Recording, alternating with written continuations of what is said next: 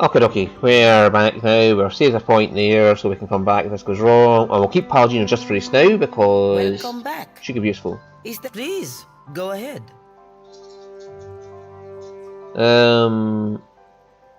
Very well. So what is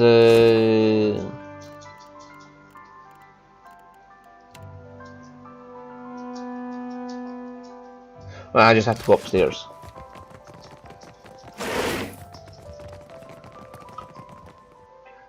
Okay.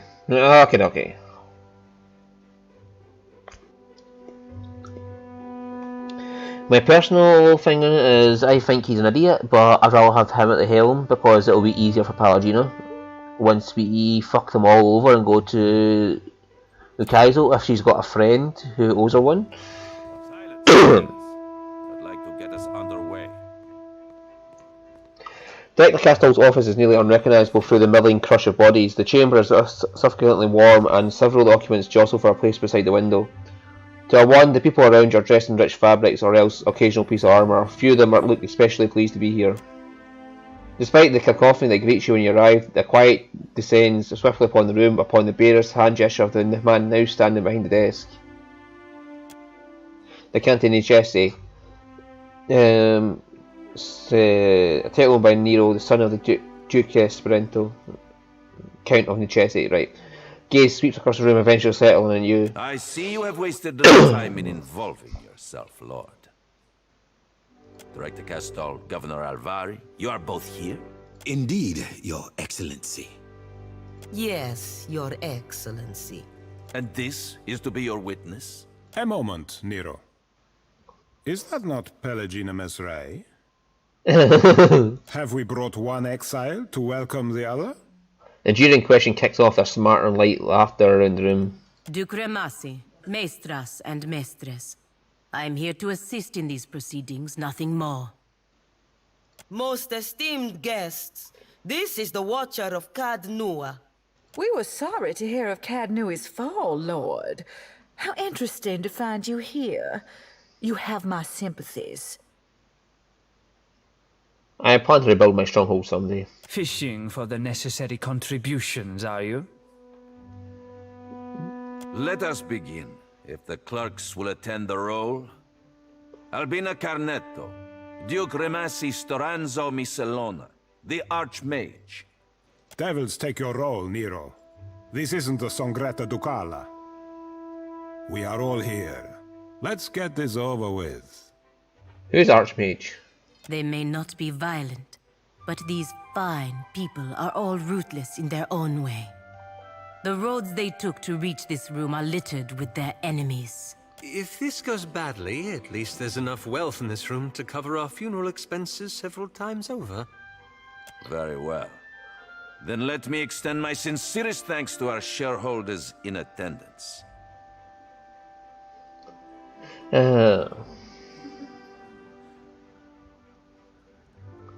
Wait politely. In deference to present company, we will proceed in Edira.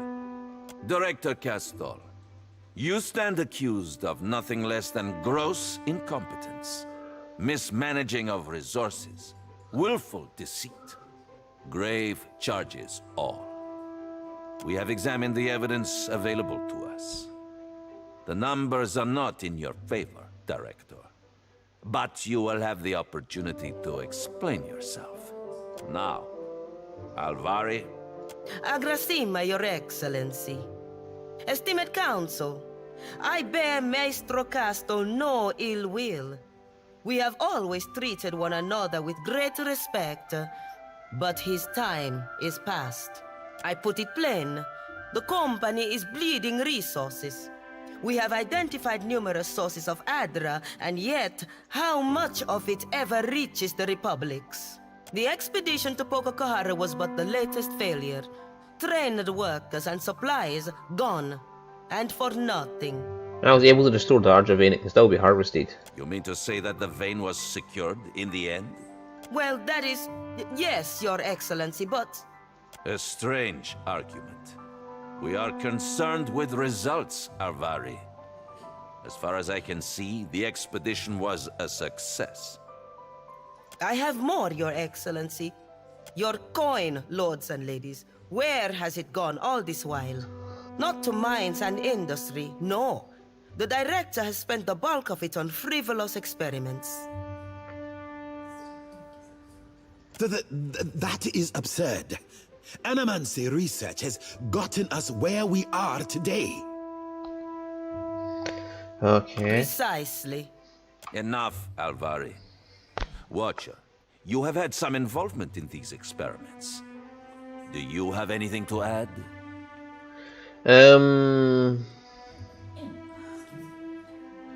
Those experiments may help us reach Okaizo. An interesting point. We have heard much of Okaizo in recent days. I wonder, Director Castor, just what are your plans for the fabled city?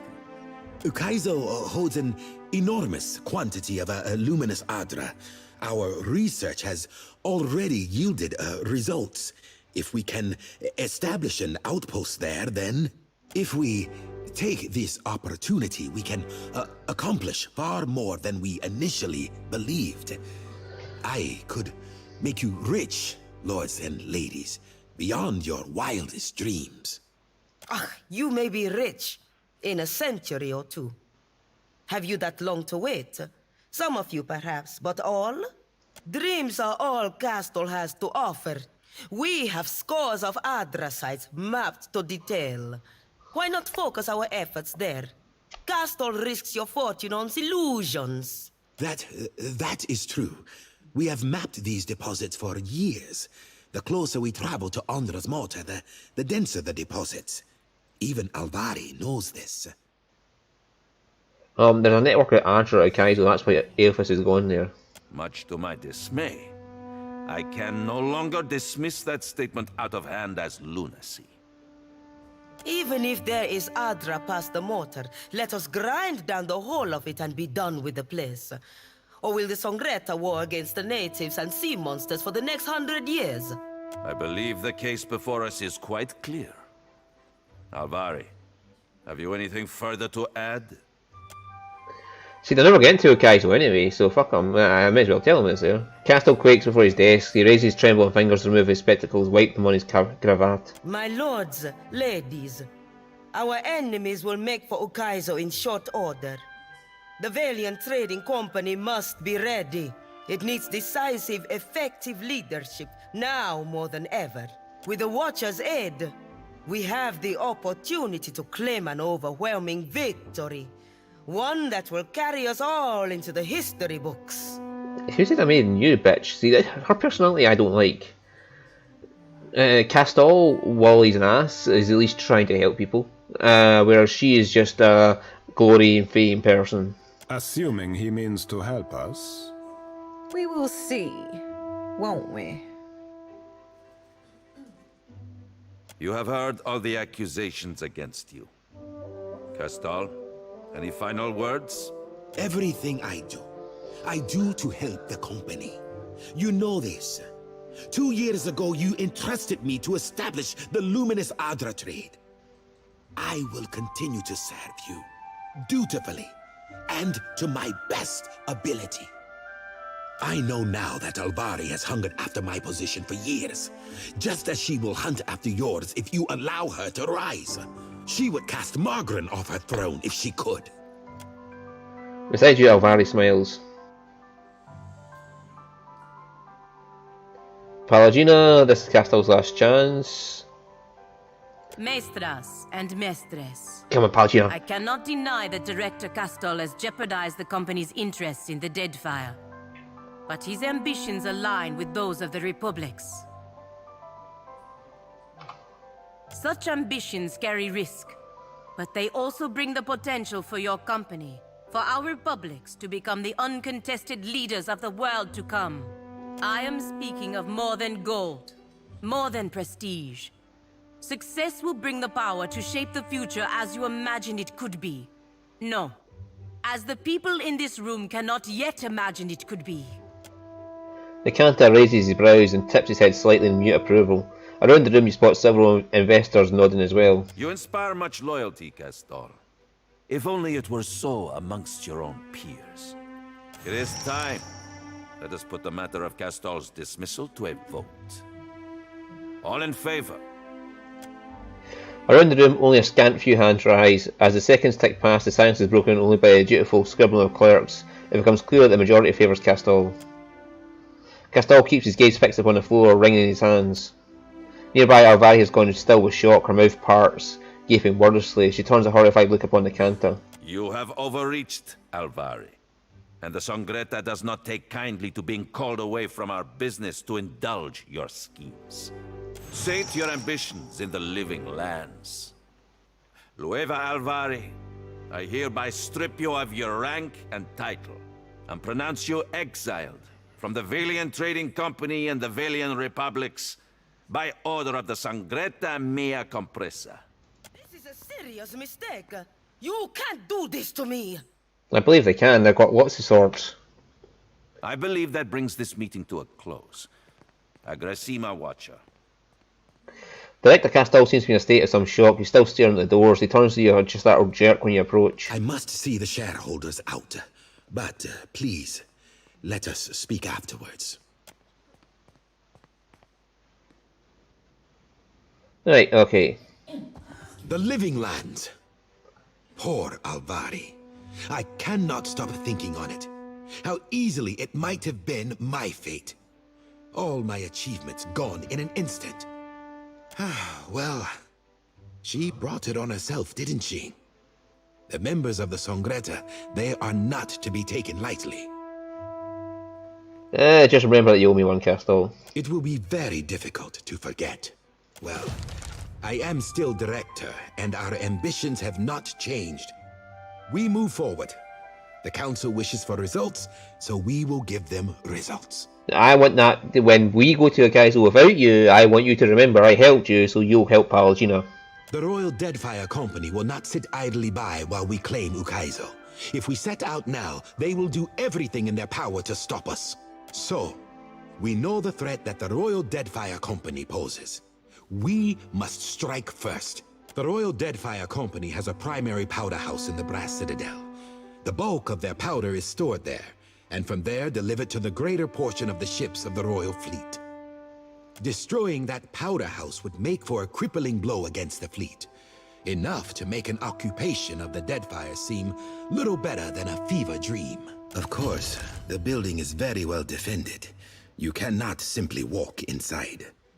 It might be impossible if the Royal Deadfire Company had not decided to use the Adra formation inside the powder house as a source of illumination.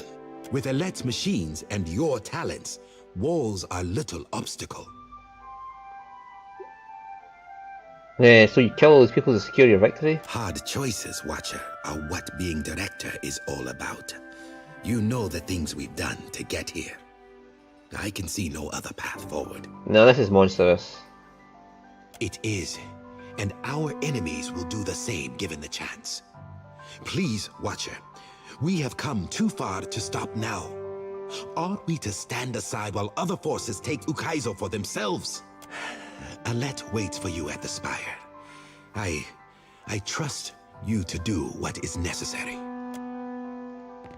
What I think is necessary is for me to go forward on my own. Right, so we got through that without going onto the Valian Trading Company quest line, so it is still open for me to go the other way though. Now if I want to go to the Valian Trading Company or not, it's still open. That's good.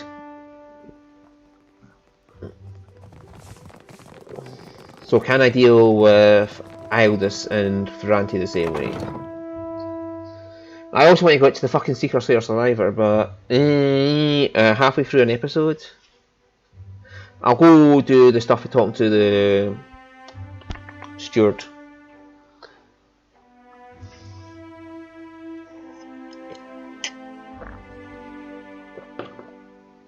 And then we'll sail to Ferrante and see what he wants done.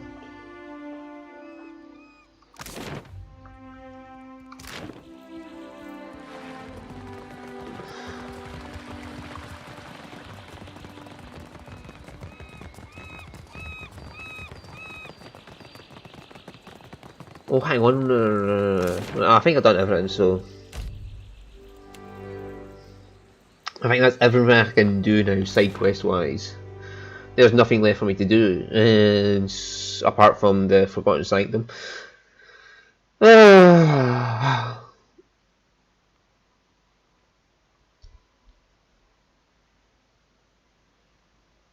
I am tempted just to fucking put it into easy mode to do. Anyway, Palagino, you gone. Maya, you're welcome back, and Constantine, you're welcome back because you're going to be needed for Seeker, Slayer, Survivor. Right, so we need to go down to the deck of the ship to talk to the steward.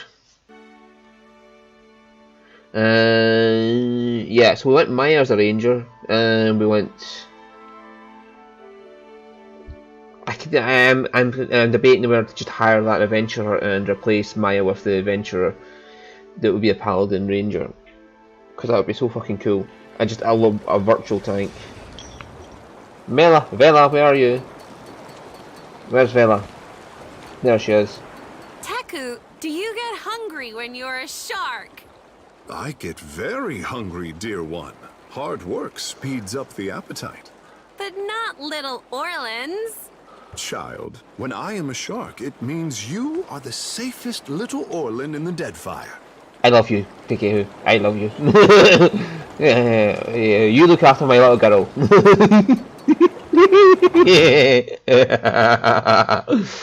That's it, Tikehu. Teku, Uncle Teku. God, yes. I love Vela. Vela, whatever. A moment of your time, Watcher, if you will. Yes, Steward? Some of the hands discovered an unusual crate in the ship's hold. How did a crate get onto my ship unnoticed? Unfortunately, the ship lacks the defensive fortifications of Cadnua. A crate could have been slipped aboard at any of our ports of call, assuming it wasn't placed among our goods as we took on supplies. Okay, what kind of crate is it? It is roughly a yard to a side and labelled beans. The hands who noticed it were tasked by the cook to bring up ingredients for the evening's stew. No beans in the crate then. A wave of affirmation rolls from the steward, the spiritual equivalent of a nod. Thank you, steward, I'll go see what it is. The hand left the crate in the hold if you wish to examine it. Sure. Is this the crate here? The scents of food, salt, spices and drink mix with the stale odour of old grass, the musky stink of rats and ever-present fragrance of the sea. Perkella ducks rocks gently and you hear her faint whispers, likely the quiet brushings of the winds against the sails. Not far in, you find the crate in question, its sides split by crowbars, the dry grass used as packing materials spilled across the floor, and within stands an intricately crafted chest of some dark tropical wood. A polished visage appears up at you, the triumvirate of the wild animal faces, carved into the swirling Havana style. The Seeker, the Slayer, and the Survivor. There's a Survivor, there's a Slayer, and there's a Seeker. The front of the chest bear an iron latch affixed to a complex iron mechanism that runs to the top four corners of the chest. You see no bolts or keyholes. Examine the latch, examine the carvings. Religion check of 5 failed. Now we do a spider, a stale gut, and a boar. You don't know if they have any greater significance. Yes, examine the latch. Has Jyoti got a... Hang on, so Jyoti did it. Jyoti's nose wrinkles at the image. I reckon this might be the Juana hunting god, like Galloween, but not exactly. Thank you, Jyoti. Examine the latch. Failure. The arms hold the box skeleton, but you see no locking mechanism. If it's a trap, you don't see any evidence of it. Adair chews on the nubby's pipe. Adair frowns at the crate. Looks like a whole mess of metalwork without much in the way of purpose. Not a trap in it. Open the chest. You turn the latch to the right and a series of metal arms shift with it. The clasp holding the top of the chest comes free and you easily lift the lid. Laying within, cradled by dry grass, is an amouin head, the mottled flesh of the neck raggedly cut free from the rest of his body, wherever that might be. Nice. Jyoti peers down at grim cargo. I can't say I was expecting a head, not even a little. Want me to fetch my lantern? Yes, you peer down at the head, you feel a strange prickling sensation along your skin. Soul energy rises from the crate, throbbing in the air in time with the beat in your heart. It begins to take shape before you. You can see me. It's really you then, the captain of the Defiance. It's Procalodux, but yes. Oh, this is fantastic. How satisfying it is to know one did not give one's life in vain. Yes, true. I come from the island of Kazuwari, and we need your aid. And so how'd you come to be dead? An unfortunate side effect of encountering a swiftly moving blade at roughly shoulder height. Yes. We had to get a messenger to you, but we couldn't let me be seen leaving Kazuwari. An inelegant solution, maybe, but an efficient one. I do talk to Levin too, you know. Of course, but anyone can do that. Well, nearly anyone. Not me, because of, you know. I came from Kazuwari, where the most skillful hunters, the most hardened explorers, the deadliest warriors all gather to earn the favor of Tawamawai. But Humaire, the island's caretaker, says the essence that sustains the island has sickened. Curdled, she called it. The animals, the trees, they all churn with anger and fear. Why ask me? What can I do? What can I do about it that a caretaker can't? We need a watcher. No one else can talk to souls, Humaire said, and souls are our problem. You're a watcher, right? The watcher, the one who died and lived again, who speaks to the gods. That's the watcher we need. More like spoken at by the gods. I knew it! I knew Humaire wouldn't have lied. You will help, won't you?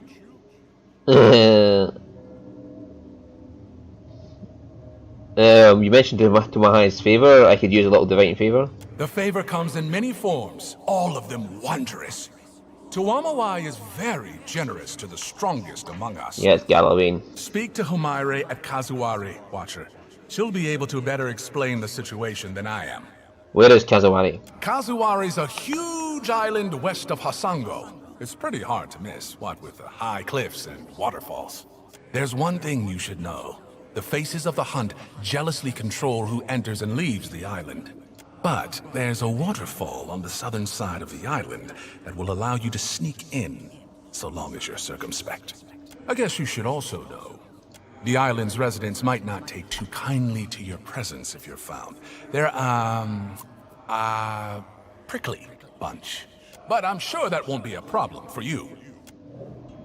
Before you have a chance to respond to the spirit's warning, you notice Constantine hovering nervously behind you. Do you need something? No, you know, I just... Thing is, I might know something about that box there. A little more than something.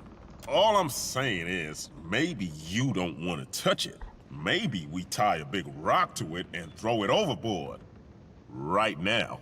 I'm going to a bit more to go on than that. It's a box with a dead man's head in it. Actually, there's a spirit in the head too. Great. That's great. You seem to know a lot about this. Why is that? Maybe we should talk about it later. You seem to have your hands full. Hey, hello? I'm still here. Are you going to help us? We could really use the help. I'll help whoever I can. Once we've arrived, I can help you find your way into the heart of the island. You know, if you want me to, I wouldn't want to presume. In the meantime, I'll be here. Well, behind you, really, with the rest of the spirits following you around. So we got Muatu's head, which lets us summon Muatu. Okay. And that's a trinket. Okay. There. You're getting you're getting ahead.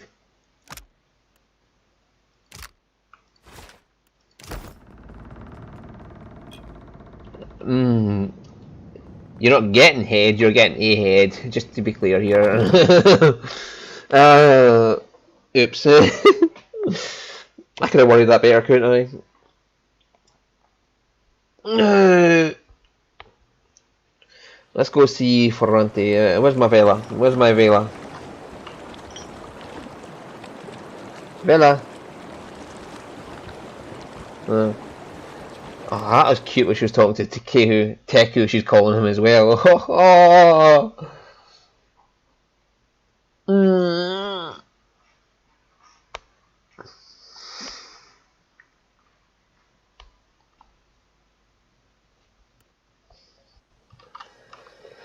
Right, so Dunnage.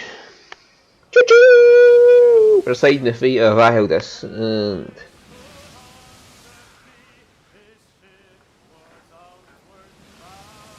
I mean, this is the one out of all of them that I don't mind so much. You find yourself in cold, suffocating darkness. There is a familiar weight in your hand.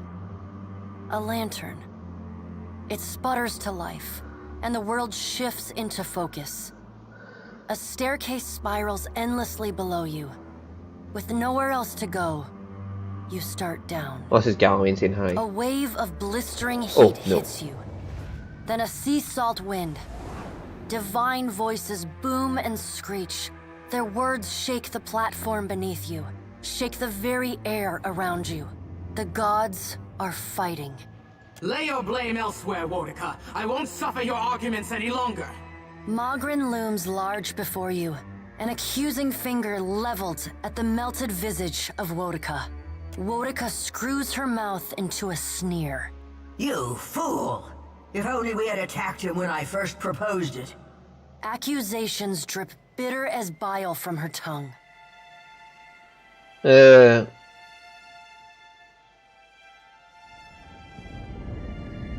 Avis could be destroying the wheel right now and you're arguing. You would dare interrupt me? Wodica extends a hand. Extends a hand, looking for a moment like she intends to swat you from the platform. But the pallid knight gives her a long, impassive look, and at last, she jerks her hand away. The pallid knight looks down at you, a frown etched deep in her otherwise statue-still features. I am afraid we are not at our best. Is that Hylia there? Or the birds? Magrin, Wodica, Wow's in the back, and Andra's here. Okay. The Watcher's returned. Perhaps we should hear what he has to say. Helia's Wow's many eyes alight on each god in turn. We make little enough progress on our own. That's obvious. Not for lack of trying. Feathers rise along the crest of Helia's head as she stares pointedly at Mogren. We try, but agreement eludes us. Andra's storm-dark eyes swivel to meet yours.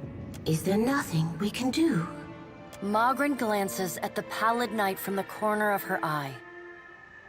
After a thoughtful pause, she speaks. The time has come for us to seize the power we have long left untouched and absorb our scattered children. Andra nods, her lure bobbing bright. Terrible though it would be, perhaps you are right. Didn't Magrin mention this once before? I did, and I was scolded like a child for my terrible audacity. A curl of steam rises from her nose. The pallid knight looks on, impassive. Should we be killed, we may possess the bodies of our godlike children. Or should we face a force too powerful to stand against, we can absorb their souls, granting us additional strength. You mean Palagina and Tekehu? Helia's wayward daughter and Andra's precious son, yes. They would die. Them and thousands of others. The pallid knight speaks with the chilly temperance, possessed only by the god of death. That's horrible. Well, they're not going to listen to that argument, are they? But that's horrible. They are our children. They belong to us. It is their birthright and their destiny. What would happen if I was a deaf godlike when they said that? Would that mean, would she say she would spare me by being the Watcher? I mean, she had been killing me off that point, so would she offer to spare me at that point? But the time for that plan has long passed us by. Are we to keep nothing for ourselves? Not a single secret retained? Not a solitary mystery? Mogren elbows one of Wow's floating eyes away. Aethys will lay bare our every secret soon enough. What is one or two revealed now? But we get ahead of ourselves. First, the Watcher must get to Ukaizo, and that will be a trial all its own. I know I hurt you bored yet, right? Because I haven't had one of those lately. What do you mean? Good, I could use a challenge. Mogren smiles. You might change your mind when you stand before it. The Guardian of Ukaizo has stood watch over that place for millennia. It will not stand aside, not even for Bareth's herald. Helia, who had been lost in quiet, anxious conversation with her birds, breaks in. It yet lives. Of course. Our progenitors crafted it. A pair of Helia's finches come to join WoW's floating eye. They hover just out of Mogren's reach and swoop in to poke her when she's not looking. And the Watcher will be forced to reckon with it if he wishes to confront Aethys. The birds at last linger too long, and Mogren slaps them away. They burst into a cloud of essence, then reform, and fly in a screeching chorus back to Helia. Guardian of Kaizo? A creature crafted by the Ingwithans to protect the machinery of reincarnation. It doesn't care much for visitors. Will you divulge our every secret to the Kith, Mogren? Mogren shrugs. If it suits me. Go prepared, Watcher. The Guardian will not stand aside, not even for the Herald of Bareth. Won't Aethys just take care of it? It is not one of Galawain's mindless beasts. It has a heart and a mind, and it will throw neither away to oppose Aethys. Right, okay. And Aethys will not fight the creature. It would prove little more than a distraction for him, especially as my tsunami and Mogren's volcano couldn't stop him. Why can't you just get rid of it? It is its own creature, Watcher. It does not listen to us. There is another topic we have yet to address. The Pallid Knight holds up one gauntleted hand, and the other gods fall silent. Tell me, Watcher, where do you stand? What do you think of Aethys' scheme to destroy the wheel? Aethys is going to destroy everything. I still don't understand what this all means. What will happen when Aethys destroys the wheel? That's a good question. If the wheel's gone, will people all eventually die? Or, yeah, let's get some information out of them. I still don't understand what this all means. What will happen when Aethys destroys the wheel? The Pallid Knight spreads wide her hands. Think of the beyond as a reservoir, the in-between as storm clouds, and souls as rain. When a living thing dies, its soul enters the in-between. And when the in-between grows full, it releases souls into the beyond, where they wait to be redistributed to new bodies, new lives. The wheel is the process by which souls are moved from the in-between to the beyond, from the rain cloud to the reservoir, and from the reservoir into the living world. Without the wheel to mediate the transfer and redistribution of souls, the souls of all who die remain in the in-between. And without souls to fill it, the beyond gradually empties, trapping all of the remaining souls in existence in the in-between. When the beyond is empty and the last creature on Eora dies, that is the end of everything. It is Rimergon's future, the one he wants for us. How does that affect the gods, though? Soul essence sustains us. We feed off it, off the little fragments you mortal kith shed like snakeskin as you pass into your next life. Without sustenance, we starve as any mortal might. We die and leave a great silence behind, an eternal emptiness from which nothing is born. I prefer to think of it as a very, very long vacation. I prefer to think of it as a very long vacation. I am certain Rimergon would appreciate your company. Tell us, Watcher, where do you stand?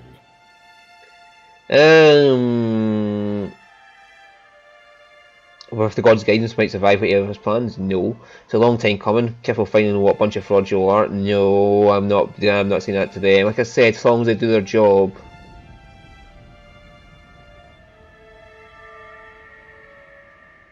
This doesn't feel like the act of a caring god to me. Aethys is going to destroy everything. There we go, we're counting the gods for guidance. Kif will have to figure this out on their own. That sort of says, like, fuck yous, we don't care about you anymore. Like I said, I'm happy with them being gods as long as they do their job. This doesn't sound like the act of a caring god to me. This doesn't feel like the act of a caring god to me. That says about the closest that I can feel. And so many will suffer needlessly for it. Kith will have a few generations at most before the Beyond is vacant of souls, and adaptability is your greatest strength. Aethys believes you will succeed. An uncaring god would not have that faith. The Pallid Knight knits her fingers together and regards you. You would take his side? He destroys your wheel! The Pallid Knight turns unblinking eyes on Wodika.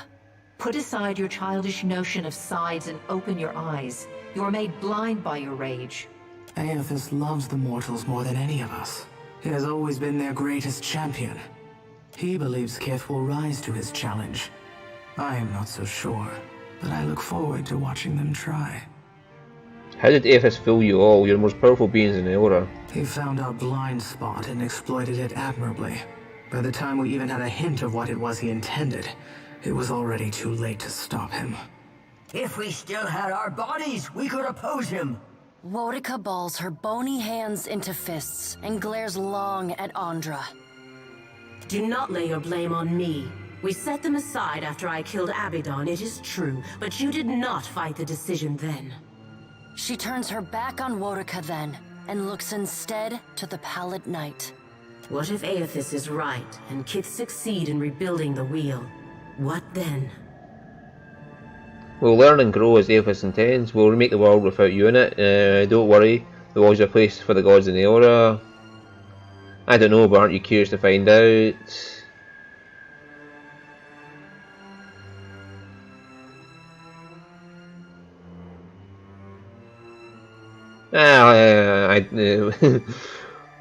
We'll learn and grow as Aethys intends. I can't help myself. I don't know, but aren't you curious to find out? Wal grins. Always, Watcher. And what if they fail? Then they die. And so do we. We have to help them. Helia's voice rises, near to panic. Wodika drives her fist into her hand. Help them? We should finally bring them to heel. The Pallid Knight raises a hand and stares at Wodika until she falls silent. Watcher, Aethys yet values your counsel.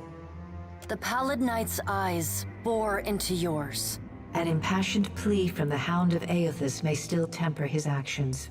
Confront him at Ukaizo. I'll try. The future of Kith and the gods rests on your shoulders, Watcher, so I hope that you do. The Pallid Knight's stern countenance softens. Time moves swiftly away from us now.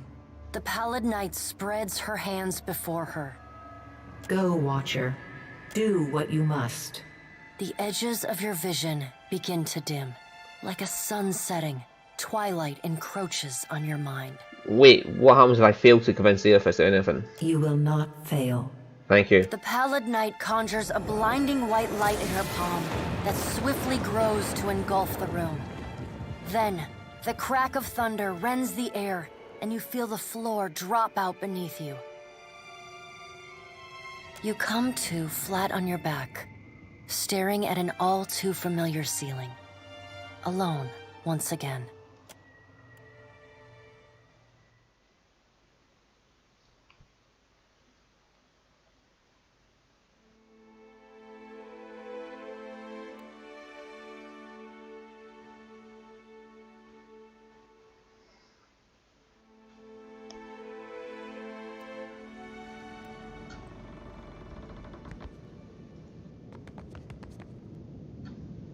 Why not? There you go, so let's get to fucking Dunnage. I won't go up to fucking Ferrante this episode then. I'll just get to Dunnage so I'll get somewhere to sell shit to and whatever.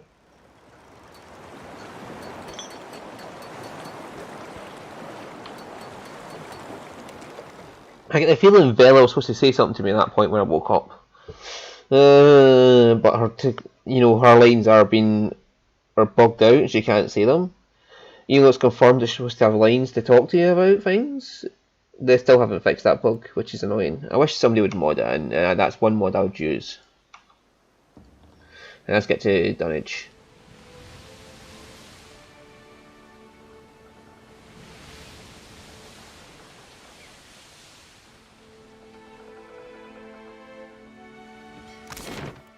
Right, Lifter's Refuge. Right.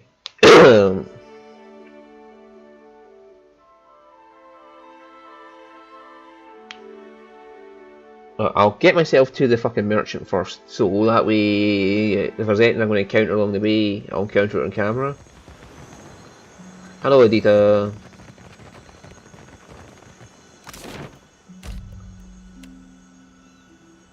And then afterwards we'll go to Balefire Beacon when we come back, and I'll go see Ferrante. The merchant's just at the back end of this place.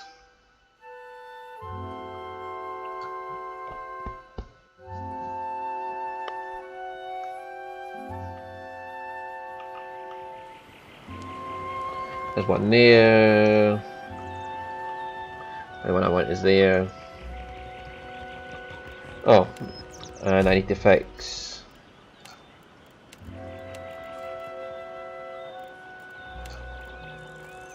Oh no, hang on, we want to put him there, him there.